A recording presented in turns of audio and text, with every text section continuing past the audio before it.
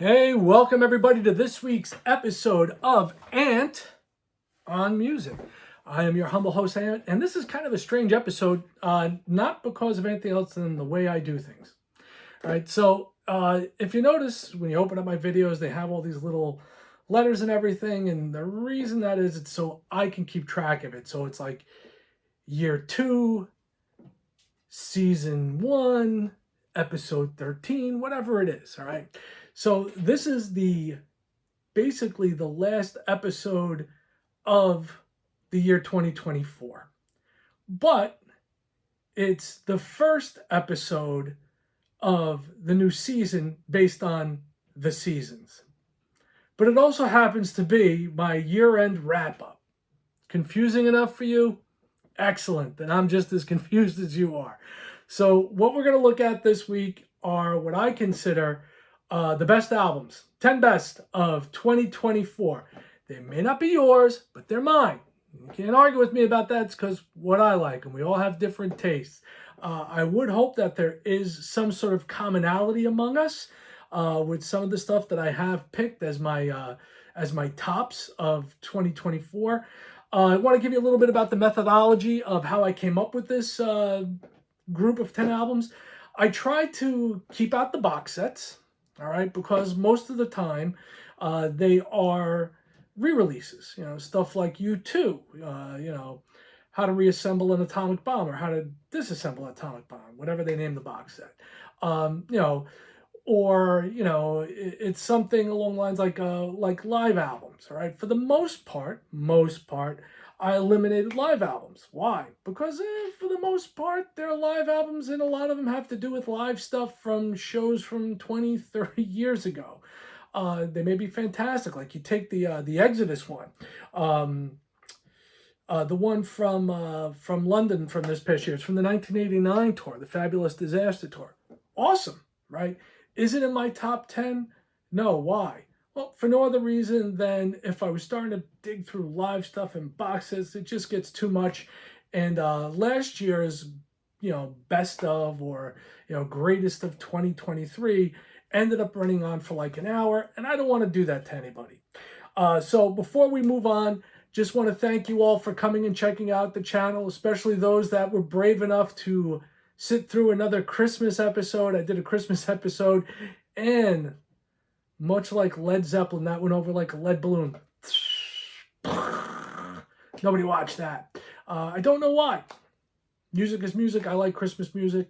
Even some of the bad stuff I like. But if you haven't watched that, go back and watch it. The thing has like no views. Also, we're in the midst of the holiday week when this is going to air. It's going to start airing on Christmas Eve. So for those of you that are celebrating, I wish you all a very Merry Christmas. And we'll start off probably the last episode of the year with, goodies I picked up during the holidays and stuff like that. I would like to take a moment, and I would like to first off thank all of you that have supported the channel, have tuned in week and week out, and the comments are awesome.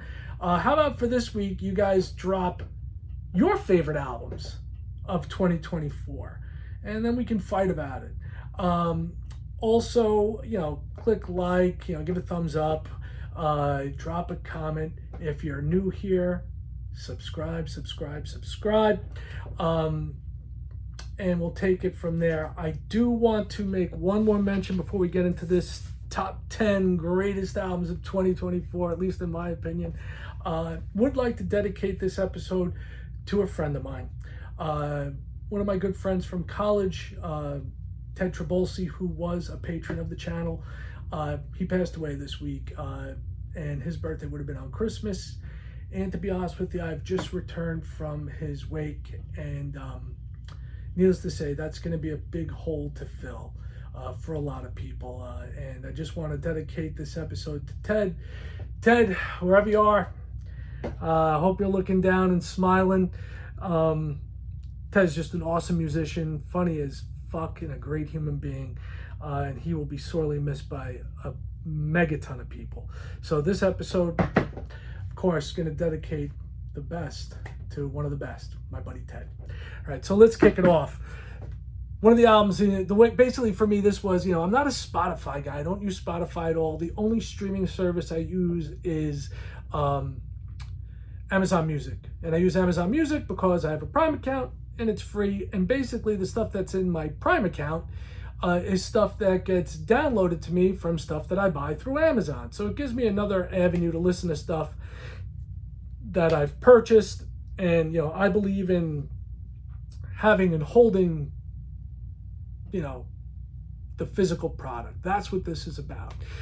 First up, we have probably one of the albums I listened to the most this year is Happiness Bastards from the Black Crowes. Absolutely love this album. This really ate up a lot of my time, and I mean that in the most positive way. If you haven't heard this album, definitely check it out.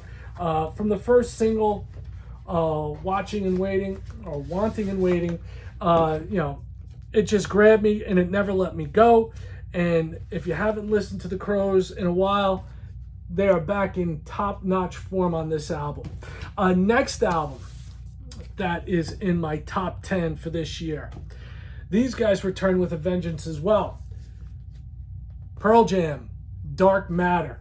React, Respond, Dark Matter.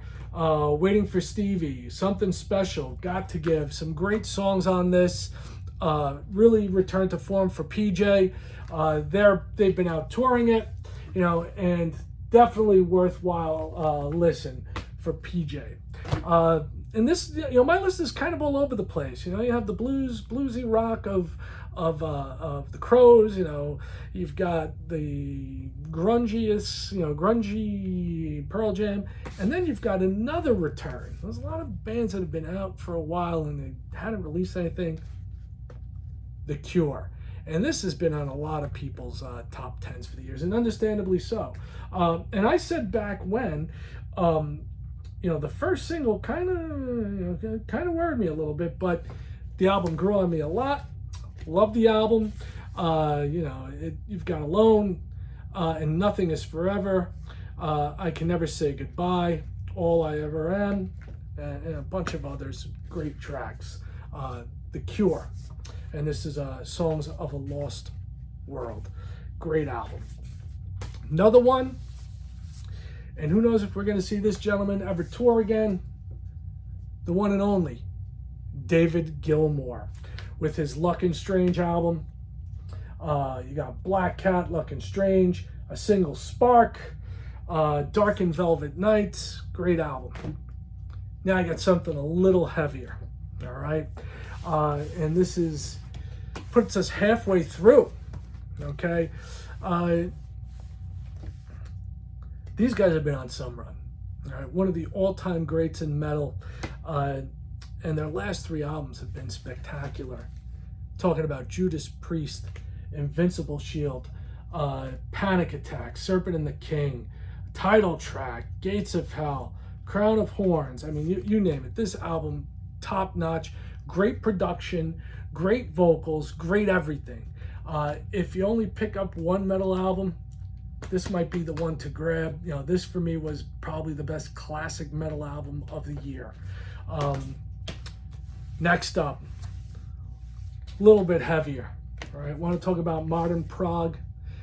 They brought back the death vocals, which to me was a little bit suspect. I'm not a big fan, never have been of the death growls, but Opeth are back. This is a recent release. I just talked about this big beautiful box set, I think it was 2 weeks ago, and been listening to it pretty nonstop. If you're unfamiliar with this, pretty much it is a titleless set of songs, with the exception of the last song on the album, and it's fantastic. It's like it's got Ian Anderson from Jethro Tull on some vocals, as well as some flute, and believe it or not, Joey Tempest still freaks me out. Joey Tempest of Europe providing background vocals, and this is the last will and testament of Opeth. Basically, it is a concept album about the last will and testament of the patriarch of a family, and it is heavy as hell, and it is fantastic. Now we can get a little proggy for a second. All right, this is probably one of those one of two lesser known groups here in the States, talking about Frost.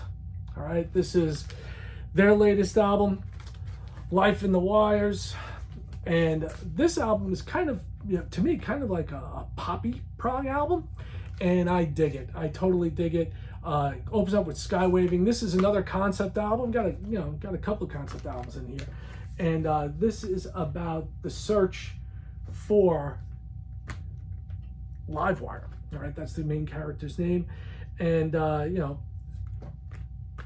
it's a very interesting concept. Starts off with Sky Waving, Life in the Wires, This House of Winter, which is great, especially this time of year. Strange World, Idiot Box, Absent Friends, School Introducing the All-Seeing Eye, Propaganda, which is not propaganda, but proper-gander. I think I said that the first time I saw it. Moral and Consequence, Life in the Wires Part 2, and Starting Fires. All right, got the one live album. It's not even a full live album, but if you've watched me, on this channel for the past couple of years, you know how much I've talked very positively about Tears for Fears. All right, saw them for the first time on their last tour, the Tipping Point tour, and they put out a concert film and live album with bonus tracks called Songs for a Nervous Planet, and it is the show that I got to see, and it is phenomenal. It kicks off with Say Goodbye to Mom and Dad, The Girl That I Call Now, Emily Said an Astronaut. So it kicks off side one, basically 4 new songs that were never released, all right, studio versions, all right, and then from there on out, you've got a full set, No Small Thing, The Tipping Point, both from the new album or the latest album, Everybody Wants to Rule the World, Secret World, probably their biggest hit, Sowing the Seeds of Love, Long, Long Time from Tipping Point, Break the Man, My Demons, which I absolutely love, Rivers of Mercy, Mad World, and then it closes out with probably 3 of their most classic tracks. There's other tracks in between, Head Over Heels, Change, and Shout. If you haven't heard this, or if you've never listened to Tears for Fears, I don't know where you've been for the past 40 years, but this is a great place to start. It's a great live testament of the stuff that they've been producing as of late, and live, they're just phenomenal. Next up, got our final 2. One's prog and one's kind of like pop metal. So this is probably the proggiest thing I have in here, I would say. This is Beardfish, which is Richard Slobam, who is originally from Beardfish. They were put on the shelf for a while. Rickard went off and became part of the great big musical family of Big Big Train. He's still part of the Big Big Train, who had 2 releases this year with their new lead singer. They didn't make the top 10 this year, but the albums were fine. They had they had their studio album and live album. Both were great, and it was tough leaving them off the list, but they kind of canceled each other out, and I went with this album, and this is yet another concept album, and this is called Songs for Beating Hearts. Torrential Downpour is a great track off of this, as well as Out in the Open and the title track Beating Hearts as well. Beardfish, the band from Sweden, fantastic. If you like prog that's along the lines of folky type stuff, but not like Jethro Tull type stuff, they do have an element, at least when I listen, of Frank Zappa. So they may be something worth checking out, if you've never listened to them, but they are definitely number 9 on my top 10. And rounding out my top 10, Ace is back, and he told you so. That's right, Ace Frehley, top 10 with 10,000 volts. Definitely poppy metal type stuff. That's probably because, the album was done with Steve Brown of Trickster, and Trickster's definitely one of those poppiest hair metal bands that ever existed. But it's got some great songs like the title track, Cherry Medicine, Back in My Arms Again, Blinded, Constantly Cute, Up in the Sky, Stratosphere, Fighting for Life. this was an album that consumed a lot of my time as well this year. I have other stuff that's that's worth mentioning. I put a little list together. Like I said, the two big Train albums, A Flare on the Lens, the live one, and also, what was the live one called? Oh, that was the live one. I can't remember the other one. I'm sure if I find that on here, I'll put it down. You have Bringing It Down to Bass by Tony Levin. Love that album. One that didn't make the top 10, which I was kind of surprised for me, but it's definitely my top 15. St. Vincent, All Born Screaming. Great album. Another one, Perpetual Mutation, which is Gavin Harrison, his latest foray into like jazz fusion. Really great stuff. Gavin Harrison's got to be probably the best drummer on the planet at this point. Right up there, Marco Miniman as well, and Pat Mastelotto. And Gavin gets a lot of attention, and rightfully so. Cutouts by The Smile, Child Within the Man by Sebastian Bach. This is all stuff that I was thinking of putting on here, but didn't quite make the cut. Flight B471, King Gizzard and the Lizard Wizard. Gonna do a little bit about King Gizzard next year. I've mastered quite a bit of their stuff, and they're very freaky, funky, psychedelic stuff. But there's others on here as well. But that's it. That is my top 10 for the year of 2024. And once again, I want to thank you all for tuning in week after week, even though most of you took Christmas off. Totally get it. But looking forward to a brand new year. Gonna probably drop one more episode before the year is out, and we'll see how that goes. If you're celebrating, happy Christmas. Hope to catch you all in before the new year, and then definitely in the new year. Thank you. Appreciate your time. Appreciate you coming here and checking it out. Really do love the conversations we have. And as I always say, peace, one love, music. I'm out.